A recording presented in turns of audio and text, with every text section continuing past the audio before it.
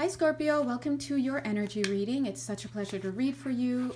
As you know, these readings are timeless and signless, but you don't have to have any specific scorpionic placements in your chart for this message to be for you. And if it resonates, then it's for you. If it doesn't resonate, I would invite you to take a step back, come back at a later time and see whether you can resonate with the messages that are being brought through now that you've given more time to the manifestation process, right? Also, if you'd like to work more personally with me, you know exactly where to find me at my Etsy page. We do pretty much everything, so you know where to reach us. Now, let's jump into this reading. So, I wanted to say, as I was shuffling the cards, this card kind of like poked out, so I just put it here so I wouldn't forget it.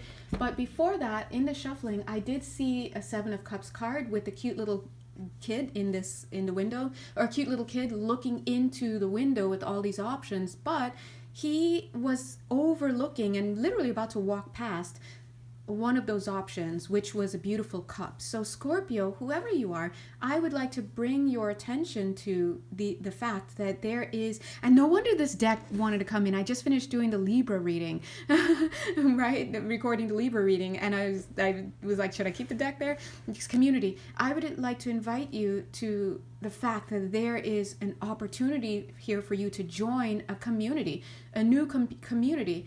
I almost say something. I don't know if it's computer or company, some type of new opportunity. This is kind of rolling on the energy wave that was discussed in the Libra reading.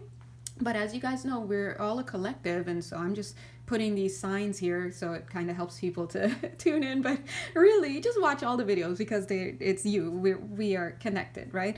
But that being said, and this literally says Sangha, community, and there's always that one missing chair. Yeah, it makes sense. God bless. 2 minutes, 2 seconds. But I want to let you guys know that what's happening here, the card's like, yeah, it's edging on. It's like, we're still here for you. So you have an opportunity to join a new community or a new company or something like that. I just heard the word alfresco for somebody, so that may be a meeting. I'm getting meeting for you, but I was going to say that may be a meaning for somebody here. But remember, we are channeling, so there are multiple messages coming through from multiple people. So whoever you are, Scorpionics, make sure that you are not passing something up that could actually lead to your health and well-being. Now, something else that we talked about in the Libra reading is how sometimes it can be very difficult to discern, capital D, to discern when a form, person, place, thing, situation, idea, when a form is reflecting love from when it's reflecting and when it's reflecting fear. Because one form, this little candle, tea light, yeah, it looks like any other candle, right? But you have to understand, it's just a bunch, it's like literally a cluster of energy that has come together and is so strong and vibrates in such a way that now it's able to be visible to our physical eyes. But the minute its vibration changes and it's no longer like in alignment with us, it's gone. Oh my God, maybe we lost it. Maybe you looked around and it's gone. Sometimes you just shifted timeline, so now it's not even part of that. And you're like, hey, where'd my sea light go? Oh, whatever. Guess I threw it out, or guess I forgot about it. Then that's even if you even remember it, right? So here we are with that Mandela effect. If you even remember it, that it was in the old timeline. But the point I'm trying to say is it's a cluster of energy, and you have to understand that this energy, what qualities are informing the energy? Is it fear-based energies or is it love-based energies? To our human eyes, it will look the same as that guy you just met, the same as that new job that just came to you, same as this car on the lot. They will be virtually indistinguishable to you, the untrained eye, the untrained energy feeler. And you're just like, okay, whatever, let's go with this. The price is right. It's looking good. Seems like it's the right timing, blah, blah. And then you sign it, and then boom, it just turns out to be like the worst decision you've ever made.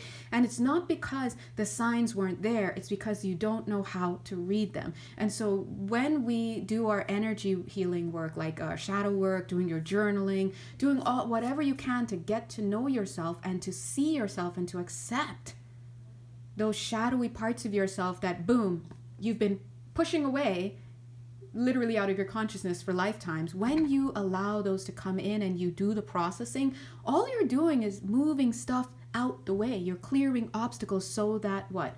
You can have the vision. Because you have the vision, you are created. You're in a way that you're like basically a creator being. That's it. So you have this capability. The problem is the programming has now gotten in the way, and our thoughts are things. So we say thoughts are things, and we're like, whatever, Jay. That whatever, Jay, is going to get you messed up. I'm telling you, because in this physical world, your thoughts are definitely things. This was a thought. That was a thought. These were once a thought. And in the non-physical, when you have a thought, you create a structure. There's a structure that's made. That's why when I'm in your energy field and I'm moving stuff, what am I moving? Air? No, I'm moving these thought structures and these thought things that you have, and the separations and the borders and the rips and the tears and the this and that you've thought into being because of your either healthy beliefs or unhealthy beliefs. But it's the unhealthy beliefs that create these structures. The healthy beliefs are just natural, so there's no clogging in the pipes, so to speak. But what I'm trying to say is that when you have these thoughts, they create these structures in your field. And because we are here in this physical dimension, when the structures in your field get to a certain density, they manifest here in the physical. So that's why we say thoughts are things. Everything is a concept, your self-concept, the concept of the world, the concept of these cards, the concept of me. All of you who are watching will have a different idea of me based on your belief system, which is, there's no two belief systems. I don't care if you come from the same culture. You have to go into your past lifetimes and look at that. You have to look into the individual moments of this lifetime and your other lifetime. It's a lot, right? So long story short, it behooves you, all of us, to get into the practice of learning how to discern energy. And you do that by turning inward, boink, and by choosing to not be afraid of what's being shown to you about who? Yourself. Okay? If there's any boogeyman, it's always going to be the self. That's all there is.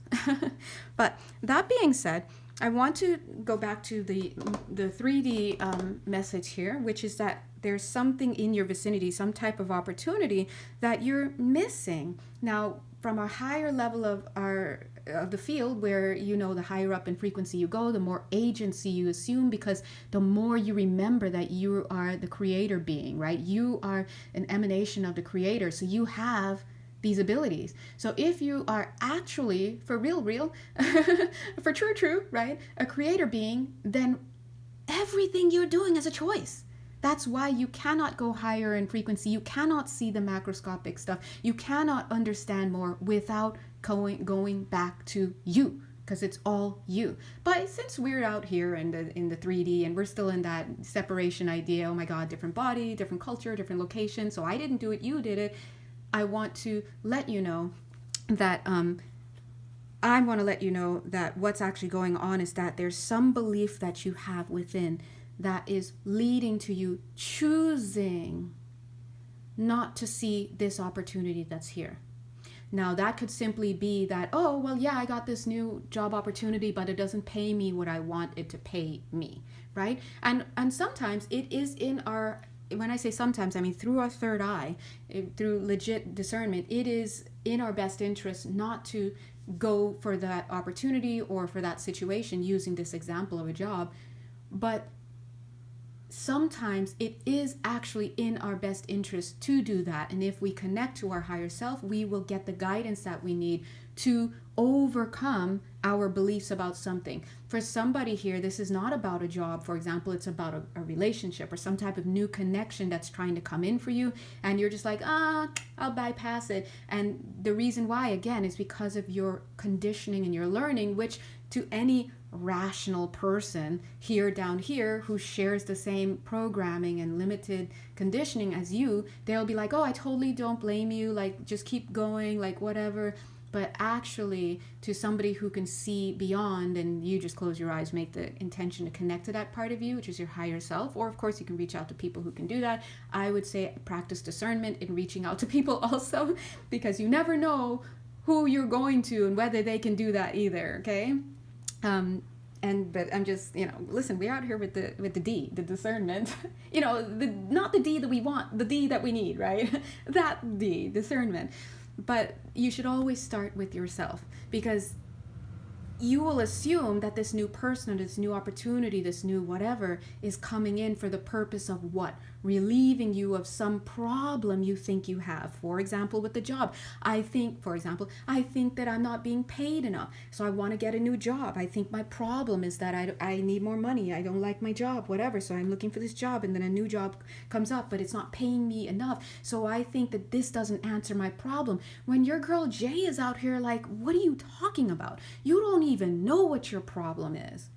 What if you think at the 3D level that you stepped out of this, or you're looking for a new job to fix a problem of money, but your guides were like, no, we actually want you to get into company B because we want you to meet this person, because you're going to meet this person, you guys are going to start a business together, or you're going to right, or do some karmic healing together or whatnot. You're completely in your own mind. You don't even realize that you're moving to the beat of something higher, but you didn't even take the time to connect with your higher self to know, well, why am I feeling called 11 minutes, 11 seconds to make this move?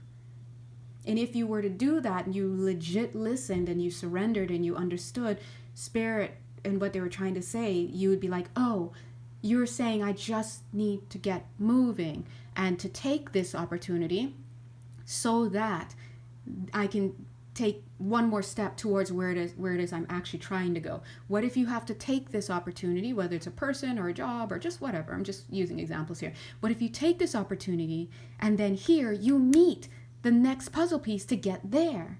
But if you are running on your own timing and your own thoughts, you're going to miss that opportunity because you're up in your programming. You're up in your programming. Okay? So when you understand this, you can appreciate a little bit more that the people out there who are just laughing at those who are talking about ascension and shadow work and energy healing and doing their inner therapy and all that, they're just laughing out here, saying things like woo-woo and other pejorative stuff, but they're in the rat race and they're going to stay there until they change the programming. 12 minutes, 21 seconds. Okay? So you, if you're watching this, then hey, you've manifested this because you understand that you can change your circumstances, and there's enough belief in your programming to at least manifest opportunities to show you that. So today we've got this cute little card that looks really dreary, right? That is the Four of Pentacles, and it speaks to holding on to something. Look at him out here giving miserly energy in this pollution-filled industrial early 1900s or late 1800s kind of deal, and he's just holding on, and spirit's like, what are you doing? We're trying to send you somewhere, but we need you to pick something up, but you're holding on to this thing. Can you let it go so that you can use your hands to pick something up? So now this just brings us to the next question. Trust. Can you trust in the process? Whoever you guys are, Scorpios, Scorpinos, can you trust in the process? Now they're showing that we have to embrace the mystery sometimes, right? Sometimes there are just going to be things that are going to be hidden from us for many reasons.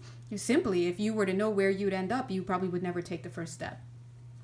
Well, no, let's change that. If you knew where you would end up, a lot of you would take the first step.